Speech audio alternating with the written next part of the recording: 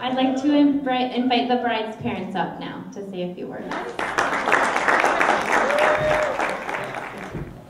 Well, I'm going to let Dad do most of the talking, but I just want to tell you that we love you both, and we're proud of you, Karen, the wonderful young woman you've become, and your wonderful giving and generous spirit toward others.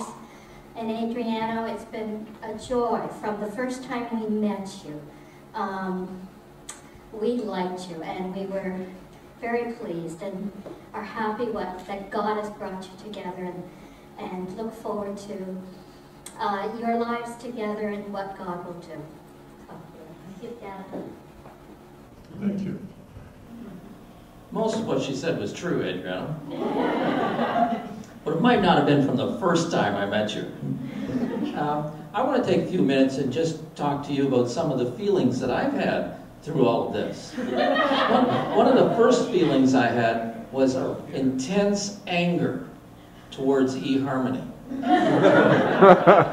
I mean, really, guys, you feel out this thing's going to match you? You don't think you do a better job? Brazil? Get out of here! Like, what about just down the road? So I have to honestly admit that when I first heard this, I was disturbed. Like, I was disturbed, okay? Oh, and by the way, I should mention, Timothy, in all the years I've known, has never cut the lawn or raked the leaves.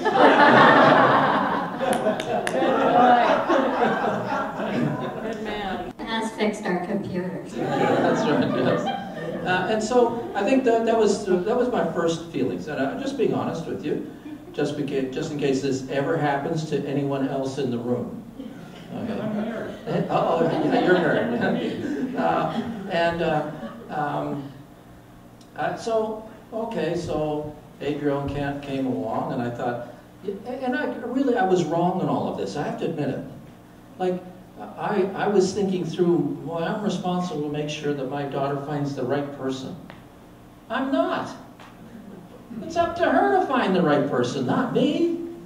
And somewhere along the line, don't I have to trust that what Sharon and I did in the early years in raising her and giving her direction and guidance, trust that she would make the right decisions? So I realized that a lot of my thinking initially was wrong. And then we met Adriano.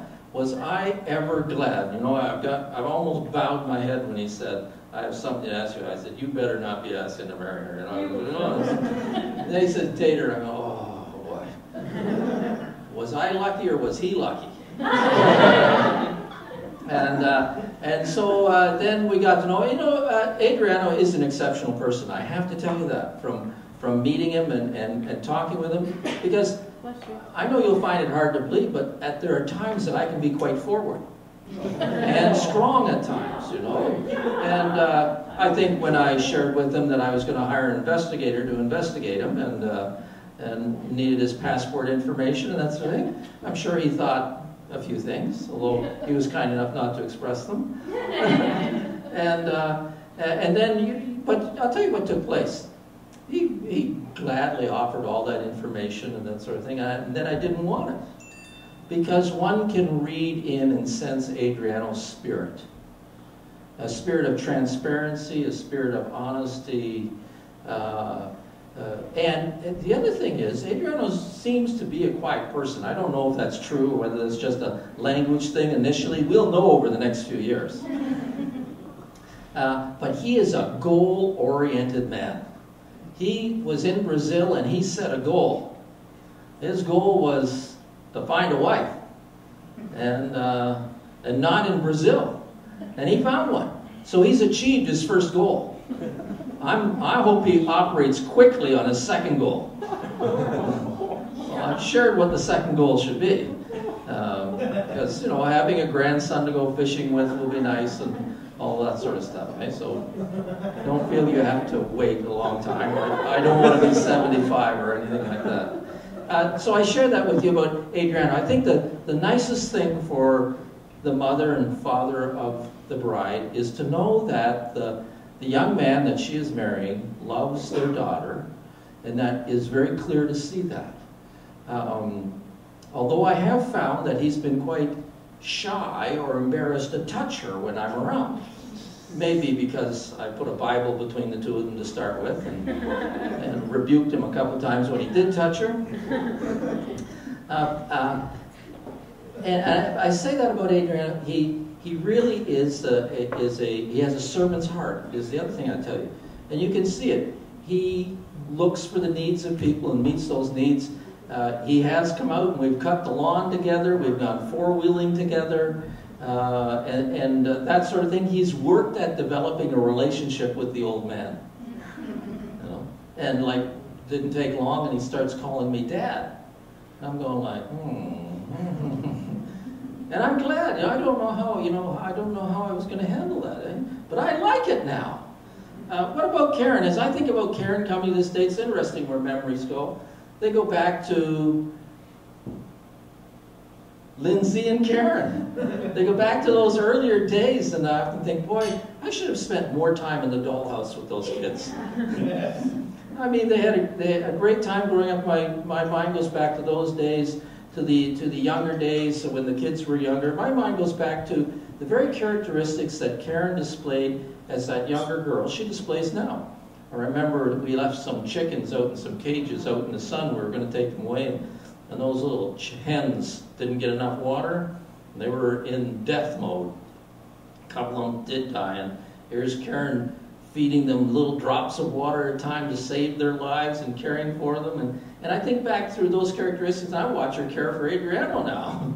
And how she takes a hold of him. And I see those characteristics through. I see and I don't know how it happens, but the work ethic that Karen has in working and all of that. And the way that even though she's been away from home, she comes back and takes time to be with Mom and Dad and her brother Timothy, although she hasn't trimmed his beard yet.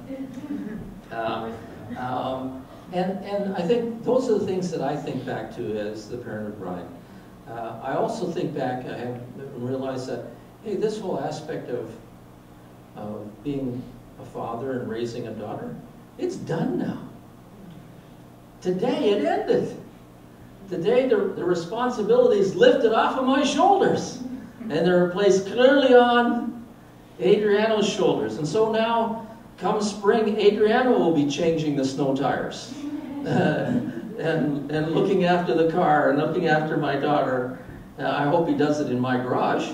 But to be able to see their future together, to see that they love one another is what I think encourages me the most.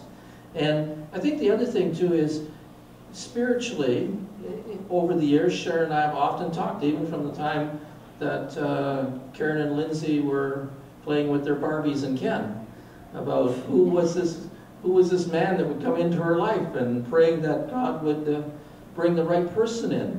And then early on, as Adriano came in, and I thought the requirements, what are the ideal requirements for a husband, to choose for a husband? And I think people have long lists of them. And did Adriano meet that requirement? And then I realized the first requirement on the list was that he knew the Lord, and loved the Lord, and was a growing believer, and was encouraging our daughter to live for the Lord. And I felt, boy, what other requirement, if he's meeting that requirement, what other requirement does he need? So that sort of was so encouraging. You can't buy that. You can't pay for that. So that was just really encouraging. So we want to say thank you, Adriano, for coming along and sweeping our daughter off her feet and making that commitment to look after her and to obey her. And we look forward to the years together. We especially look forward to the grandchildren. God bless you. We love you and we're proud of you both.